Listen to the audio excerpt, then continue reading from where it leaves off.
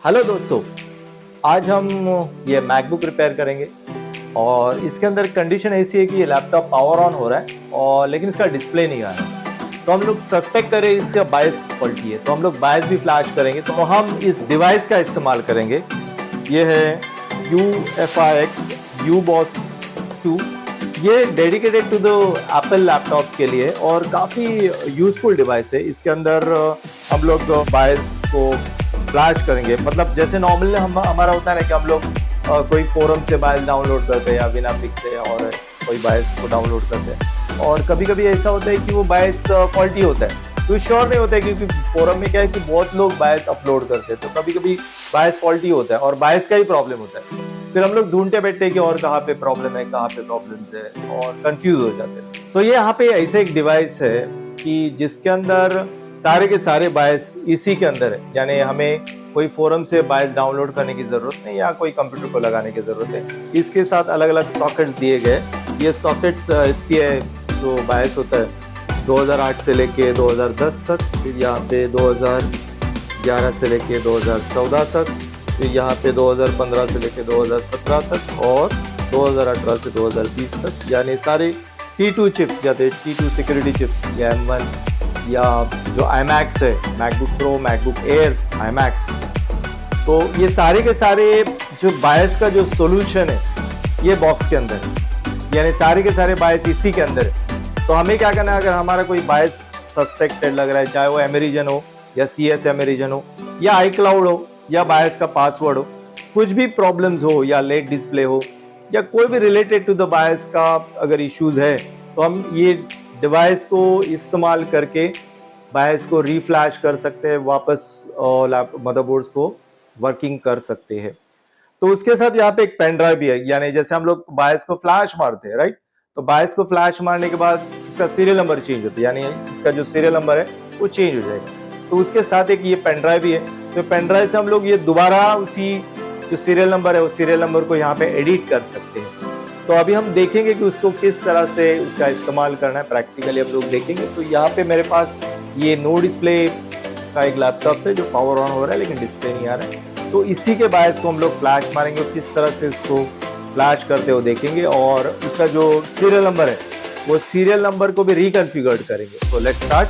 तो फर्स्ट हम लोग देखते हैं कि लैपटॉप पावर ऑन हो रहा है कि नहीं। तो यहाँ पे मैंने उसका वोल्टेज को सेट करके रखा है और ये लैपटॉप में पावर ऑन कर रहा हूँ। यहाँ पे मैंने इसको पावर दे दिया, ऑन कर दिया, करंट मेरा यहाँ पे शिफ्ट हो गया, लेकिन मेरा अभी डिस्प्ले नहीं आ रहा है, डिस्प्ले मेरा आ नहीं रहा है। ठीक, लैपटॉप मेरा ऑन हो गया लेकिन डिस्प्ले नहीं आ रहा है, ना कोई एप्पल का जो चिम्स आवाज आ रहा है वो भी नहीं आ रहा है, यानी लैपटॉप पावर ऑन है, डिस्प्ले नहीं आ रहा है। तो इसका सस्पेक्टेड है बायस खराब हो सकता है। तो अभी हम लोग इसके लैपटॉप का जो बायस है उसको, ये जो UBOS है उसके अंदर उसको कॉन्फ़िगर करेंगे, बायस को वापस रीफ्लैश करेंगे। तो लेट्स स्टार्ट।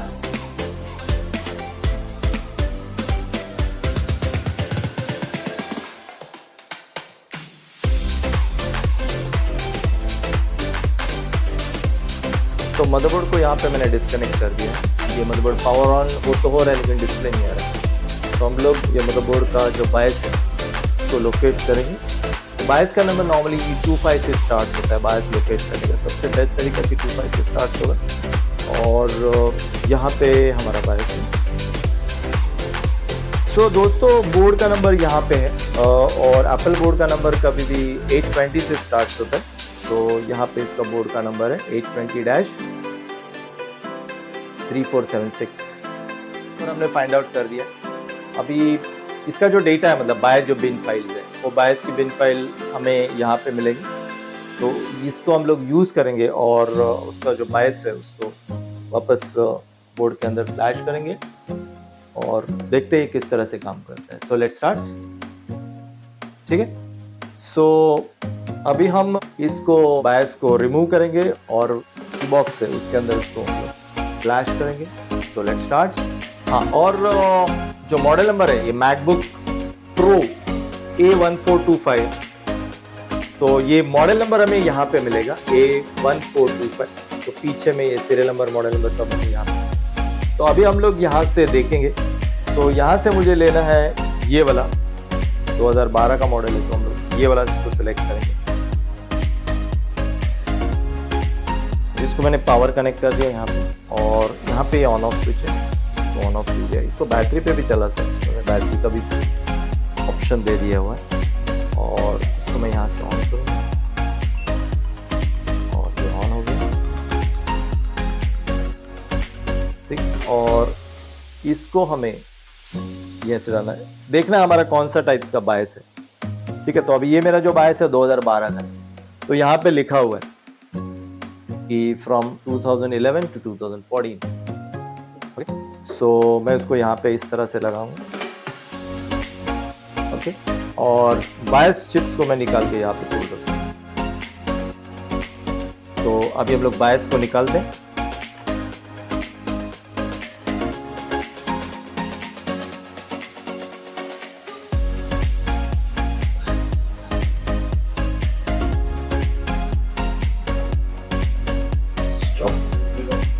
तो यहाँ पे हमने ये बायस चिप्स को निकाल दिया है और ये बायस को हम लोग यहाँ पे लगाएंगे। और जब हमें इसको लगाना है तो पिन नंबर 1 देखना है, तो यहाँ पे एक वाइट मार्किंग आपको दिख रहा है। तो हमारा ये बायस जो पिन है, यहाँ का जो डॉट दिख रहा है उसका पिन नंबर 1 है।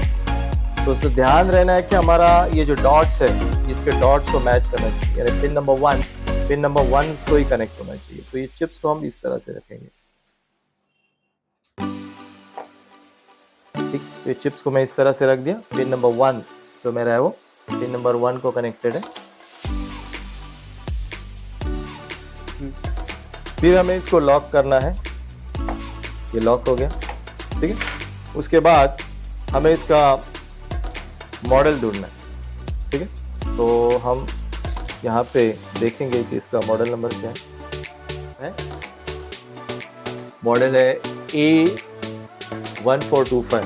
तो यहाँ पे हम लोग स्क्रॉल करेंगे, A1425 मैंने सेलेक्ट किया यहाँ पे, ओके।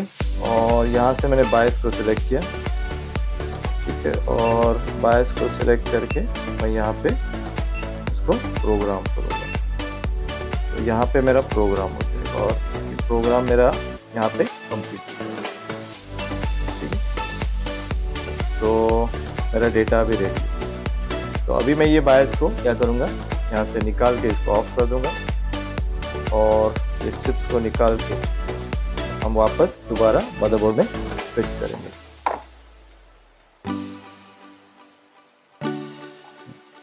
चिप्स को निकाला मैंने, अभी दोबारा हम इसको मदरबोर्ड में फिट करेंगे।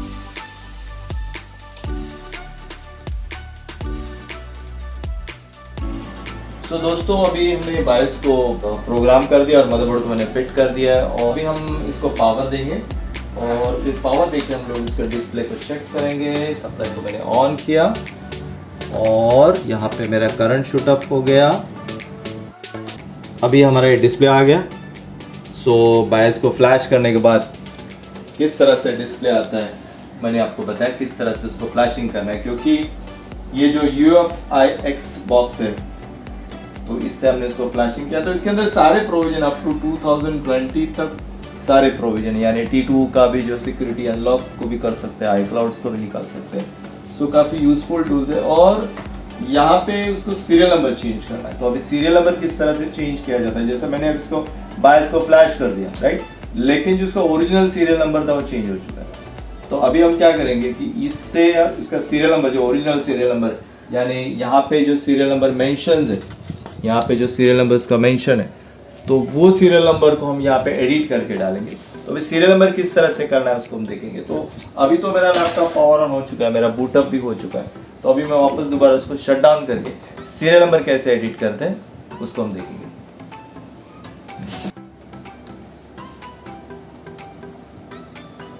सो लैपटॉप को मैंने ऑफ कर दिया और यहाँ पे मुझे कोई भी एक USB पोर्ट्स पे लगाना है। इसको USB पोर्ट पे मैंने लगाया और ऑप्शन दबा के मुझे लैपटॉप को पावर ऑन करना है। मैं ऑप्शन दबाया और लैपटॉप को पावर ऑन किया, लैपटॉप पावर ऑन हो गया। अब यहाँ पे बूटिंग के लिए पूछेगा, ठीक है। तो दिख रहा है हमें यहाँ पे बूटिंग दिख रहा है। एक जो दिख रहा है हमारा हार्ड डिस्क जो हमारा SSD है वो, और यहाँ पे EFI बूट्स PBS करके दिख रहा है। तो हम इसको सिलेक्ट करेंगे, यहाँ से सिलेक्ट करेंगे और बूटिंग यहाँ से करेंगे।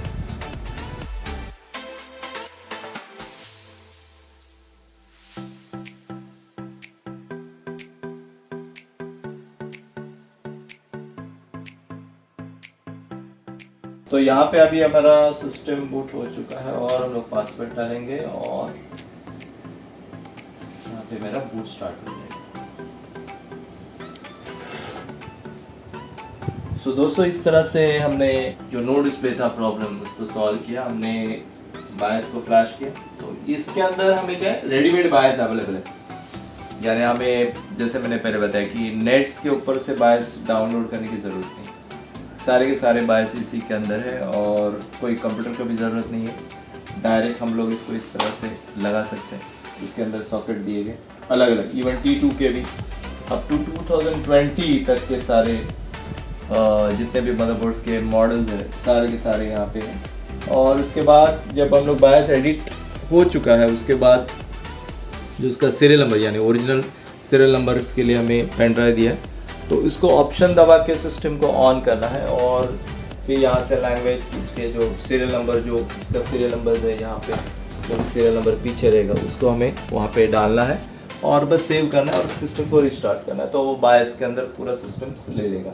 तो इस तरह से पूरा सिस्टम्स काम करता है। सो दोस्तों, आप ये बुक्स को भी इसके साथ एक रेफ़र कर सकते हो और ये बुक्स के अंदर काफ़ी सारे ऐसे टेक्निक्स दिए गए जो ये एप्पल का रिवाइज एडिशन है।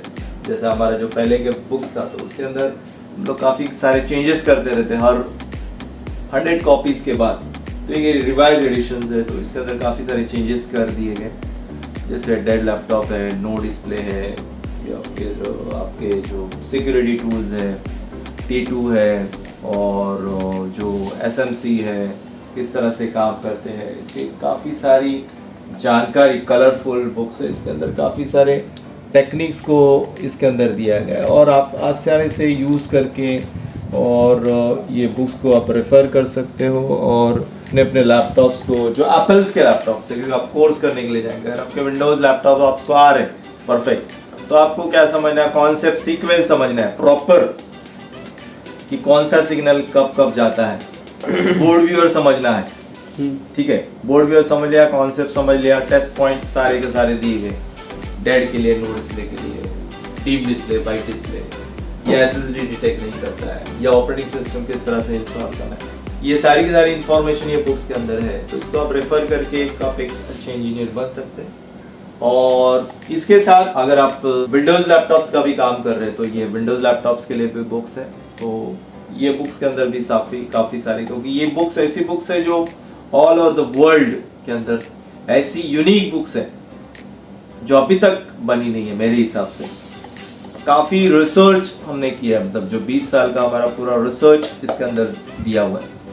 हर test point, techniques, methods, shortcuts काफ़ी सारे दिए गए। तो इसको आप यूटिलाइज करके, क्योंकि वर्थ है, अगर आप ज़्यादा नहीं है इसका, आई थिंक 1650 कॉस्ट है। अगर आप एक कोर्स करने के लिए जाएंगे तो भी 20,000, 30,000, 40,000।